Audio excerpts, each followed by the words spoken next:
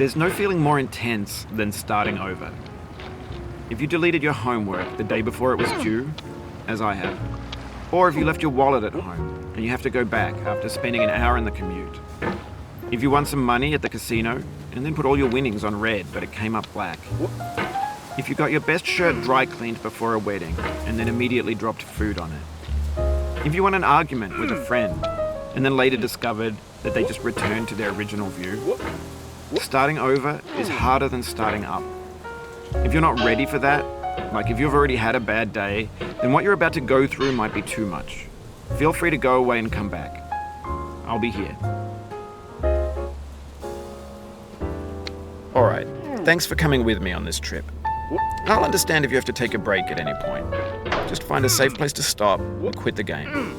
Don't worry, I'll save your progress, always, even your mistakes.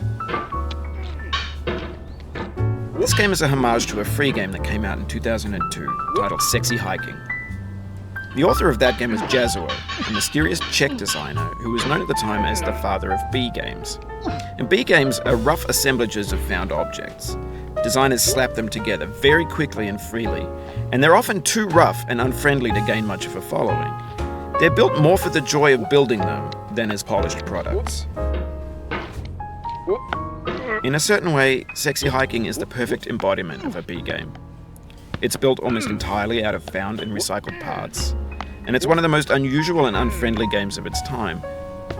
In it, your task is simply to drag yourself up a mountain with a hammer. And that act of climbing, in the digital world or in real life, has certain essential properties that give the game its flavor.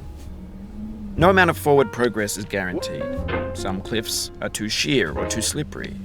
And the player is constantly, unremittingly in danger of falling and losing everything. Anyway, when you start Sexy Hiking, you're standing next to this dead tree that blocks the way to the entire rest of the game. It might take you an hour to get over that tree, and a lot of people never got past it.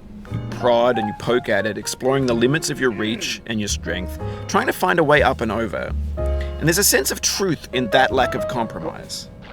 Most obstacles in video game worlds are fake. You can be completely confident in your ability to get through them once you have the correct method or the correct equipment or just by spending enough time. In that sense, every pixelated obstacle in Sexy Hiking is real. The obstacles in Sexy Hiking are unyielding, and that makes the game uniquely frustrating. But I'm not sure Jazuo intended to make a frustrating game. The frustration is just essential to the act of climbing, and it's authentic to the process of building a game about climbing. A funny thing happened to me as I was building this mountain. I'd have an idea for a new obstacle, and I'd build it, test it, and it would usually turn out to be unreasonably hard. But I couldn't bring myself to make it easier. It already felt like my inability to get past a new obstacle was my fault as a player rather than as a builder. Imaginary mountains build themselves from our efforts to climb them, and it's our repeated attempts to reach the summit that turns those mountains into something real. When you're building a video game world, you're building with ideas, and that can be like working with quickset cement. You mold your ideas into a certain shape that can be played with, and in the process of playing with them, they begin to harden and set until they're immutable, like rock. And at that point, you can't change the world. Not without breaking it into pieces and starting fresh with new ideas. For years now, people have been predicting that games would soon be made out of prefabricated objects, bought in a store and assembled into a world. And for the most part, that hasn't happened, because the objects in the stores are trash. I don't mean they look bad or that they're badly made, although a lot of them are.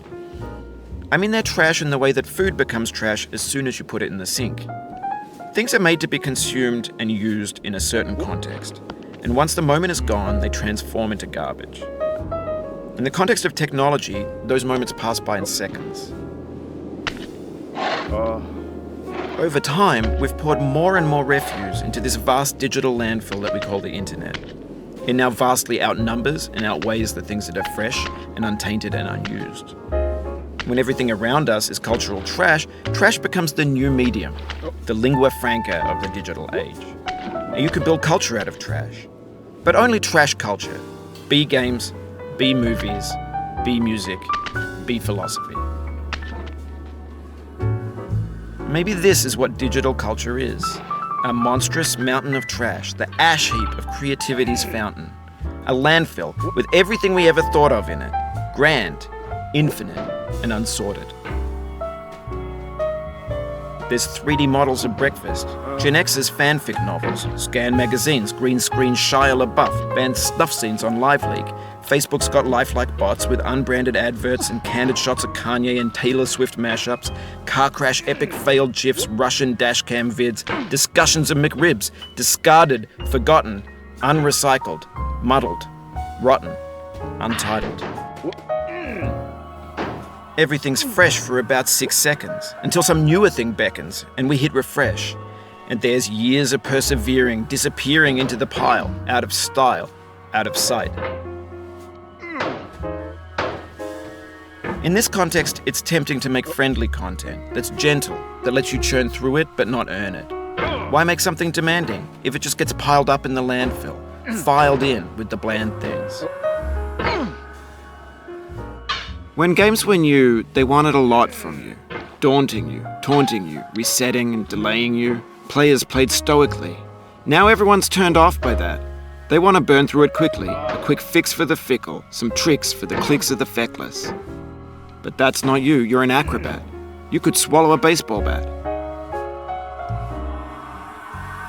Now I know, most likely you're watching this on YouTube or Twitch, while some dude with 10 million views does it for you, like a baby bird being fed chewed up food. That's culture too. But on the off chance that you're playing this, what I'm saying is, trash is disposable, but maybe it doesn't have to be approachable. What's the feeling like? Are you stressed? I guess you don't hate it if you got this far. Feeling frustrated? It's underrated. An orange is sweet, juicy fruit locked inside a bitter peel. That's not how I feel about a challenge. I only want the bitterness. It's coffee. It's grapefruit. It's licorice. It feels like we're closer now. Composer and climber, designer and user. You could have refused, but you didn't. There was something in you that was hidden, that chose to continue.